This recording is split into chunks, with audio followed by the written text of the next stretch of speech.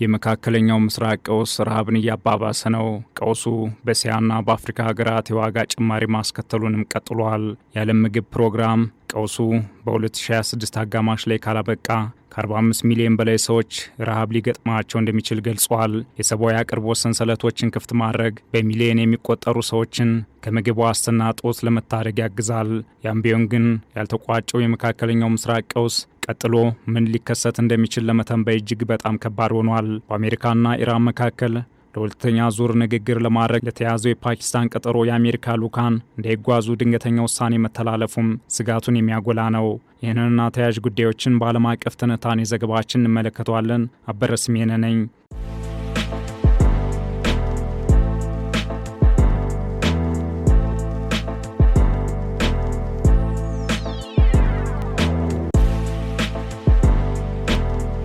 የመካከለኛው ምስራቅ ቀውስ በዓለም ላይ በጣም ድሃና ተጋላጭ በሆኑ አንዳንድ ሀገራት በሚገኙ አካባቢዎች ጠባሳውን ጥሏል። የትራንስፖርት መዘግየቶች፣ የወደብ መጨናነቅና የተስተጓጎሉ የአቅርቦት ሰንሰለቶች ኃይል፣ ማዳበሪያ፣ ምግብና መድኃኒቶችን ለማድረስ የበለጠ ጊዜ የሚወስድና ውድ ያድርገዋል። የዓለም የምግብ ፕሮግራም ቀውሱ በአውሮፓውያኑ 2026 አጋማሽ ላይ ካላበቃ ከ45 ሚሊዮን በላይ ሰዎች ረሃብ ሊገጥማቸው እንደሚችል አስጠንቅቋል። ከእነዚህም መካከል 2/3 የሚሆኑት በአፍሪካና በእስያ ይኖራሉ። ይህም በዓለም አቀፍ ደረጃ ወደ 363 ሚሊዮን ያደርሰዋል። ይህ አሃዝ በታሪክ መዝገብ ላይ ከሰፈሩት እጅግ ከከፋው የረሃብ ቀውስ ጋር ይመሳሰላል። ከፍተኛ የትራንስፖርት ዋጋዎች የምግብ ዋጋን ይጨምራሉ። በተመሳሳይ ጊዜ እርዳታ ለማድረስ የሚያስፈልገው እያንዳንዱን ተጨማሪ ዶላር ማግኘት አዳጋች ይሆናል።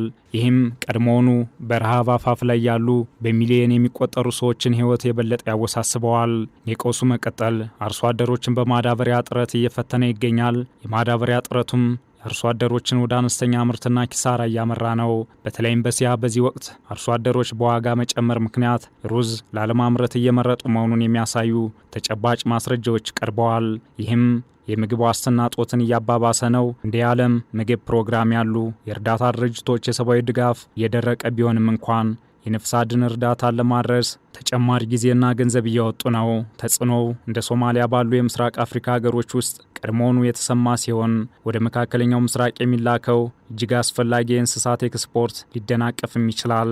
የዋጋ ምግብ እስከ 20 በመቶ ከፍ ማለት ቀድሞውኑ የነበረውን ከባድ የረሃብ ቀውስ ሊያባብሰውም ይችላል።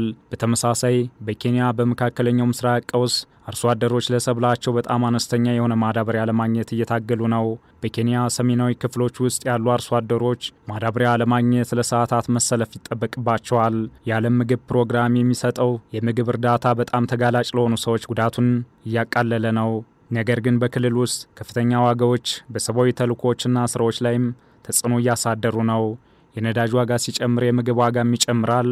በምዕራብና መካከለኛው አፍሪካ ደግሞ የመካከለኛው ምስራቅ ቀውስ መዘዙ መሰማት ጀምሯል።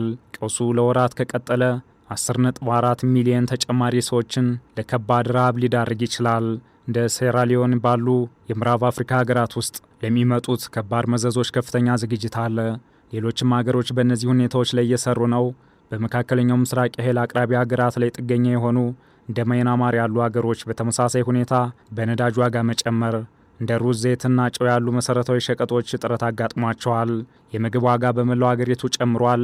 የናፍጣ ዋጋ በመላው ሀገሪቱ በተመሳሳይ በአማካኝ ወደ 200 በመቶ የሚጠጋ ጭማሪ አሳይቷል። በግጭት በተበታተነው የራኪን ግዛት የሚገኙና ተጋላጭ አካባቢዎች የበለጠ ከፍተኛ ጭማሪ እያጋጠማቸው ነው። የነዳጅ እጥረት በነዳጅ ማደያዎች ውስጥ ረጅም ወረፋና የምግብ እጥረት እያስከተለ ነው። አርሶ አደሮች የማዳበሪያ እጥረት አጋጥሟቸዋል። ይህም በምግብ ምርትና በገጠር ኑሮ ላይ ተጨማሪ ጫና እንዳይፈጥር ስጋት ፈጥሯል። የዓለም ምግብ ፕሮግራም ተጨማሪ የለጋሾች ድጋፍ ከሌለ በማይናማርና በሌሎች ሀገሮች የሚሰጠው የድጋፍ መጠን ጫና ውስጥ እንደሚወድቅ አስጠንቅቀዋል። የመካከለኛው ምስራቅ ቀውስ ከቀጠለ ከድርጅቱ አቅም በላይ ሊሆን እንደሚችልም ገልጸዋል። የሰብአዊ አቅርቦት ሰንሰለቶችን ክፍት ማድረግ በሚሊዮን የሚቆጠሩ ሰዎችን ከምግብ ዋስትና እጦት ለመታደግ ያግዛል። ያም ቢሆን ግን ያልተቋጨው የመካከለኛው ምስራቅ ቀውስ ቀጥሎ ምን ሊከሰት እንደሚችል ለመተንበይ እጅግ በጣም ከባድ ነው። በአሜሪካና ኢራን መካከል ለሁለተኛ ዙር ንግግር ለማድረግ በፓኪስታን ቀጠሮ ተይዞ የነበረ ቢሆንም የአሜሪካ ልዑካን እንዳይጓዙ ድንገተኛ ውሳኔ መተላለፉም ስጋቱን የሚያጎላ ነው። በአሜሪካና በኢራን መካከል በፓኪስታን አደራዳሪነት ሊደረግ የነበረው የሁለተኛ ዙር ንግግር መሰረዝ በመካከለኛው ምስራቅ ያለውን ውጥረት ይበልጥ ሊያባብሱ የሚችሉ በርካታ ስጋቶች አሉ። የንግግሮች መቋረጥ በሁለቱ ሀገራት መካከል ያለውን አለመተማመን ያሰፋዋል። ይህም ሰፊ ጦርነት የመፈጠር ዕድልን ይጨምራል። ንግግሩ መቋረጡ ኢራን የኒውክሌር ማበልጸግ ስራዋን በከፍተኛ ፍጥነት እንድትቀጥል ሊያደርጋትም ይችላል። ይህ ደግሞ አሜሪካና አጋሮቿ በተለይም እስራኤል የኢራንን የኒውክሌር አቅም ለማዳከም ወታደራዊ እርምጃን እንደ ብቸኛ አማራጭ እንዲያዩት ሊገፋፋቸው ይችላል። በሊባኖስ ሂዝቦላ፣ በየመን ሁቲና በኢራቅ የሚንቀሳቀሱ የኢራን ደጋፊ ቡድኖች በአሜሪካ ንብረቶች ላይ ዳግም የሚያደርሱትን ጥቃት ሊያጠናክሩም ይችላሉ። ውጥረቱ በጨመረ ቁጥር በዓለም አቀፍ የነዳጅ ገበያ ላይ ከፍተኛው መናወጥ ሊፈጥርም ይችላል። በተለይም በባህር ላይ የሚደረጉ የንግድ እንቅስቃሴዎች ላይ የሚፈጠሩ የጸጥታ ስጋቶች ዓለም አቀፍ የሸቀጦች ዋጋ እንዲንር ሊያደርግም ይችላል። በተለይም የንግግሩ መሰረዝ በሁለቱ ሀገራት መካከል ያለውን አለመተማመን ወደ ዳግም ጦርነት የመቀየር ዕድሉ ከፍተኛ በመሆኑ ቀጠናው ወደ ማይታወቅ የጸጥታ ቀውስ ውስጥ ሊገባ ይችላል የሚል ስጋት ፈጥሯል። ወዲህ ደግሞ በመካከለኛው ምስራቅ የተስፋ ብርሃን የሚፈነጥቁ መረጃዎች ወጥተዋል።